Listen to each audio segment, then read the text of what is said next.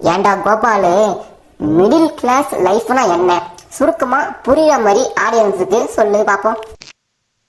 இந்த middle class life இருக்கே, ஐயோ வாழவும் முடியாம சாகவும் முடியாம அப்படிதான் இருக்கு.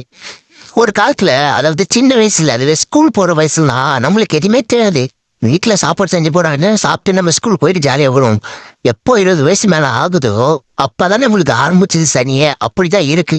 ஏன்டா இப்படி சொல்ற அப்படின்னு கேட்டீங்கன்னா, சேனலை சப்ஸ்கிரைப் பண்ணிட்டு வீடியோக்கு ஒரு லைக் கொடுத்துட்டு வீடியோ கடைசி வரைக்கும் பாருங்க. நான் சொல்ல போற விஷயம் தான் உங்க லைஃப்ல இப்ப நடந்துட்டே இருக்கும். அதை நீங்க உண்மையில சொல்லிட்டு லாஸ்ட்ல வீடியோ பார்த்துட்டு கமெண்ட் பண்ணுங்க. இப்போ சிம்பிளா சொல்ல போனா, மிடில் கிளாஸ்ல இருக்கிற பசங்க எவ்வளவுதான் சம்பாதிச்சாலும் வீட்டுக்கு பத்த மாட்டேங்குது. அதுதான் மேஜர் ப்ராப்ளமே. பிகாஸ் லோனு, இஎம்ஐ, அது இதுன்னு சொல்லிட்டு நம்மள போட்டு உயிரை வாங்குது.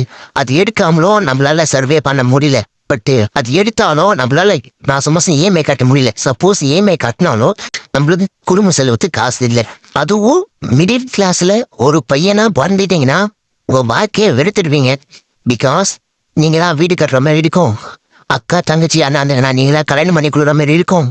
நல்ல வேலை கட்டிக்கணும், நல்லா சம்பாதிக்கணும், இஎம்ஐ லோன் எல்லாமே நம்ம தான் கட்டணும், நம்ம தான் கட்டி ஆகணும். அவ்வளோதான், நம்ம தரையே தெரியாது, எதுவும் பண்ண முடியாது.